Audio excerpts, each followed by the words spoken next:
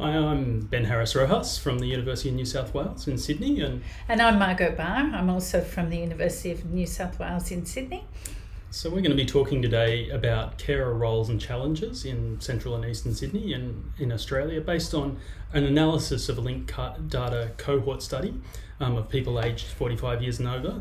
So we'll get to the carers part soon, but first Margo's going to talk about the data resource and the sort of analyses that we've done using this resource.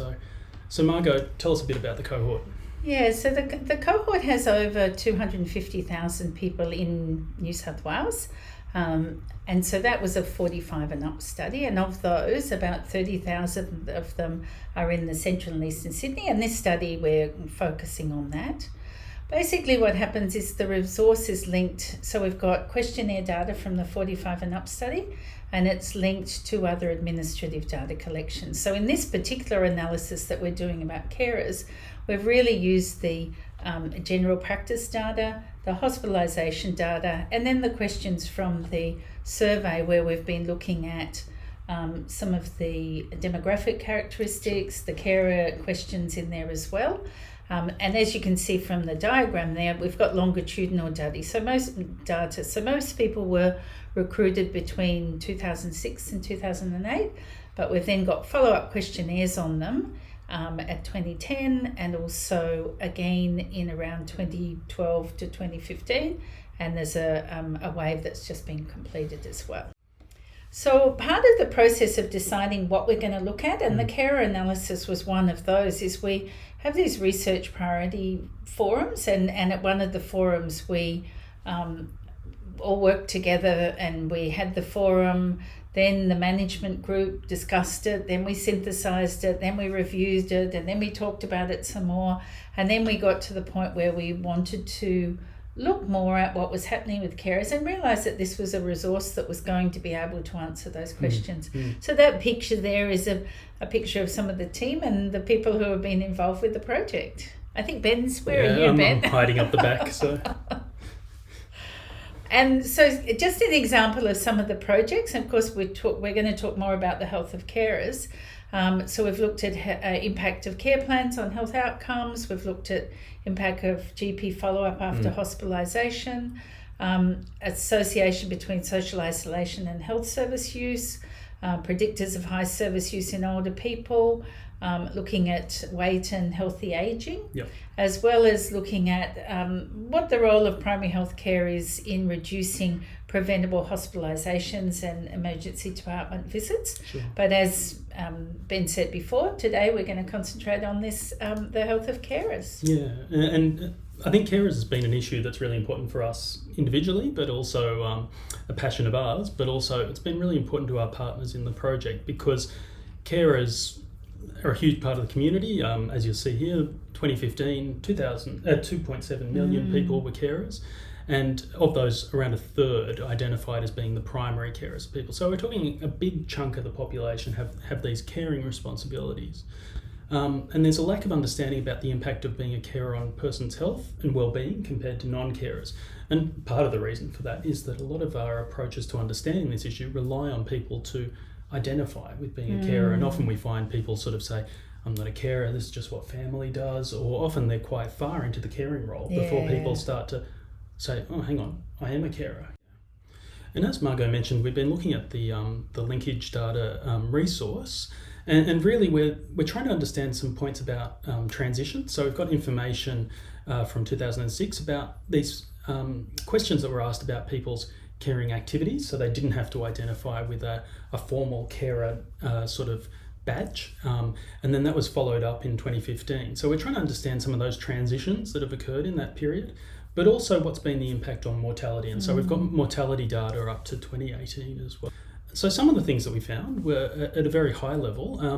Around 12% of the study population, remembering that we're talking about a large number of people, were carers at any given time, but the transition between those 5-year periods was about 5%. So people, there was a portion of people who were carers at the beginning and then moved out of caring roles. Some remained carers throughout, and some transitioned into caring roles. So I think it's really important that people recognise that carers aren't a static group and a static population. I think it's interesting that the rate stays about the same, but it's very different people that are in there all the time. Yeah. So it's easy to miss that transition. And so if you're doing cross-sectional surveys where you're just looking at what's the percentage of the population who are carers, you may think that it's the same people. That's right. And whereas we're able to tease that out. Yeah. And I think, potentially we were a little bit surprised about the nature and extent of that turnover. We might have presumed that people were in carer roles for much longer than they seem to be as ageing occurs. So we found in terms of some health behaviours and some health outcomes, people were more likely to be smokers if they were carers, and to be slightly more likely to need help with daily activities, even when we controlled for other factors. So carers, importantly, were more likely to report having fair or poor health, noting that that's actually at the lower end of the self-reported scale, and were quite meaningfully higher in the proportion who reported having high levels of psychological distress and experiencing anxiety compared to non-carers. So with regard to the mortality, and of course, looking at the numbers there and the table, the first thing we're looking at is just the question about whether you're a carer or not, based on that question we had in the 45 and up study questionnaire, and looking at the mortality per 1,000 person years. And if you look at those figures, they're around 13 or 14%, 13 or 14 per 1,000. Yeah. We then looked at the coping status, and we defined coping status by whether you had answered the question about quality of life. And if your quality of life was fair or poor, then we said you weren't coping well.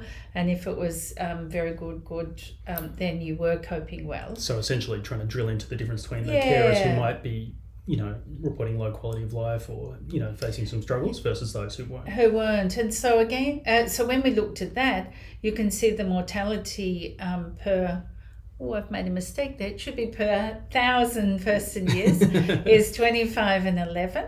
And those that were coping well were significantly lower than those that weren't coping well. So we did find quite a strong difference there.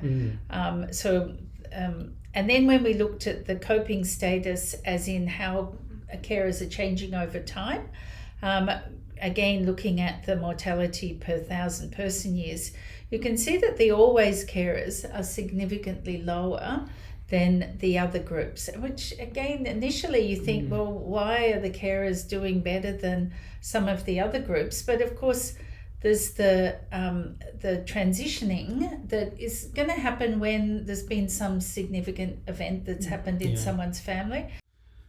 So I think really what some of our takeaways and discussion points from this study was that really transitions are a bigger feature of carers'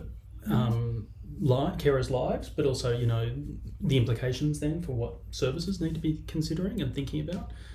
And even though, like you're saying, the number of carers or proportion in the population might seem static, it is a fairly dynamic and changing population, which is something we don't have a lot of sight of as services. Those transitions, like we've mentioned, happens pretty suddenly, and that's both the transition to being a carer, but potentially also out of caring roles as well. But what was really interesting is that we found that people were generally well engaged with GPs, and that general practice might be an underappreciated setting to engage with carers, both in terms of identifying people in carers roles, and like a lot of other studies have found, that it's often a health professional or a social services professional who uses the term carer, and that's actually the lightning bolt moment for people transitioning in these roles. But also, I think what's interesting about our analysis is this idea of carers who aren't coping being quite an important group to focus on. And that might be an important role for general practice as well. No, I think, and this whole question about often the carer is focused on the health of the person they're caring for. So for the health professionals to just also say to the carers, how are you going? Are you doing okay? Absolutely. Is as important as meeting the health needs of the person that they're caring for. Yeah, and even if carers, we know, are often focused on maintaining their physical health, so they can often sustain their caring roles. Making sure that, you know, some of these ideas about, you know, coping, quality of life, anxiety and you know, related, I guess, broader psychological health and mental health and social health is part of what people are thinking about in their service responses. And often that might be tapping them into programs that are there to support carers, even if, as you said, they haven't necessarily identified a carer as being a carer, but are providing that caring role. Absolutely. And so some of the limitations, Margo, I was thinking you might just, we don't want to make grander claims than we probably should. No, look, and the 45 and up study is reasonably representative. It was sampled from Medibank, Medibank, all of the registrations that people have, and so there was a sample from that. There wasn't, not everybody, of course, agreed to participate in the study, but about 10% of the population did. So it's quite representative from that point of view. And then they've also done studies looking at where they've got even a more representative survey and compared the trends that are happening in the 45 and up study and the trends that are happening in those other studies, like the population health survey. The trends are all happening in the similar way. Yeah. So, I mean, from my perspective, we need to note those limitations, but it is, you know, a large, broadly representative sample. And I think the thing that's exciting from a carer's research perspective is that it's not relying on recruitment through a health or service setting. It's a people community. in the community, often who don't need to identify as a carer to participate in the research. No, it's very much, and it is important that it's recruited from the community, so it includes people who go to the use health services a lot and people who don't use health services very much. And so it's a very varied group of people. Some further research that we're interested in doing is of looking at between long-term carers and those, you know, that transitioning, drilling down further into that. The other part that we're interested, one of the questions in the survey is about, are you a full-time carer or a part-time carer? Or, you know, do you, when you're taking care of someone, is it full-time or part-time? And so understanding that, because often maybe if you have multiple people who are doing it part-time and sharing that load, might be, you know, we might learn more from that. And people's care arrangements are dynamic and pretty complicated. Yes, and changing as needs change.